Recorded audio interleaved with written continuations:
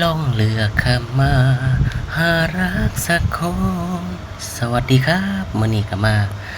ต่อจากอีพีที่แล้วพี่น้องเอ้ยเนาะหลังจากที่เฮาได้ลงไปกับหลายคลิปพอสมควรนะครับคลิปนี้ก็ยังอยู่ในระหว่างการเดินทางไปเที่ยวหรือว่าไปชมบรรยากาศต่างๆเนาะพี่น้องก็ที่จริงนี่มีหลายบรรยากาศมีหลายสิ่งหลายอย่างหลายแนวครับที่ผมบ่ได้ถ่ายเอามาให้พี่ให้น้องได้รับชมครับก็คือว่าผมก็ถ่ายเป็นบางจุดบางส่วนไปเท่านั้นแหละพี่น้องเอ้ย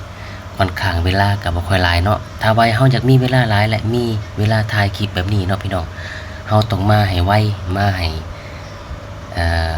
บ่ต้องมาช่วงบ่ายนี่มันก็จิบนั่นได้พี่น้องเอ้ยเพราะว่าเรือเพิ่นก็รับส่งคนเวียนไปกลับมานั่นแหละพี่น้องเอ้ยผมก็บรรยายก็บ่ค่อยถูกแน่เนาะพี่น้อง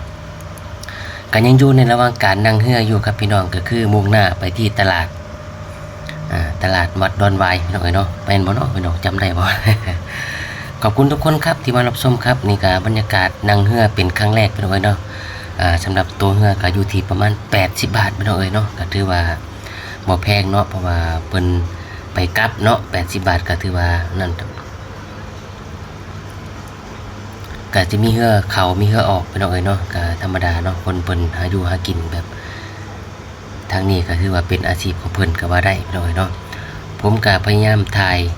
เป็นจุดเป็นตอนไปพี่น้องเอ้ยเนาะก็มาฮอดเป้าหมายพอดีพี่น้องนะหลังจากนั้นเฮาก็สิพาพี่น้องไปเดินเล่นตลาดพี่น้องเอ้ยเนาะตลาดบ่ยพี่น้องเอ้ยของหลายจนบ่ฮู้ว่าจักสิซื้ออันใดแน่พี่น้องเนาะหลายคักหลายแน่พี่น้องเอ้ยบ่ฮู้ว่าจักสิเอาอันใดเพราะว่าของกินนี่เต็มพี่น้องเอ้ยเนาะราคาก็บ่ค่อยแพงพี่น้องเอ้ยหลายคักก็แม่นว่าอยู่ใกล้ๆพื้นที่ที่เฮาพักนี่ผมก็สิซื้อหลายอย่างอยู่เด้พี่น้องแต่ว่าพื้นที่หม้องเฮาอยู่กับหม้องที่เฮามาเที่ยวนี่มันค่อนข้างไกลกันพี่น้องเนาะค่ารถมาก็ประมาณ300 กว่าบาทพี่น้องเอ้ยแต่เฮาก็ต้องมาเนาะเพราะว่าเป็นครั้งหนึ่งในชีวิตเนาะเฮาก็ต้องมาเที่ยวมาชมเปิดหูเปิดตาเป็นบางเทื่อเนาะเฮาก็เฮ็ดแต่การแต่งานหลายมันก็ค่อนข้างเมื่อยได้พี่น้องเอ้ยเนาะก็คลิปนี้ก็พากันมาเดินเลาะตลาดพี่น้องเอ้ยเนาะแต่ว่าบรรยากาศบ่เป็นใจพ่อปานใดพี่น้องเอ้ยเพราะว่ามื้อนี้ฝนตกพี่น้องเอ้ยตอนที่เฮาถ่ายคลิปอยู่ดีๆนี่เผอิญว่าฝนตกลงมาพี่น้องเอ้ยเนาะก็เลยต้องหยุดคลิปไว้ถ่ายบ่จบพี่น้องเอ้ยเนาะก็ขอขอบคุณทุกคนครับที่เข้ามารับชมครับ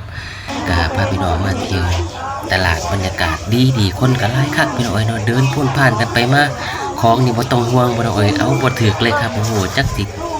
ซื้อแบบใดแน่เนาะพี่น้องแต่ว่าด้านข้างก็สิมีร้านอาหารทะเลพี่น้องหลายๆเนาะก็มีต่อคลิปต่อไปครับสำหรับคลิปนี้ฝนตกถ่ายคลิปก็บ่จบฝนตกก่อนพี่น้องเอ้ยขอบคุณทุกคนครับที่เข้ามารับชมครับคลิปหน้ามาติดตามชมกันใหม่ครับสำหรับคลิปนี้ขอบคุณทุกคนครับสบายดีสวัสดีครับ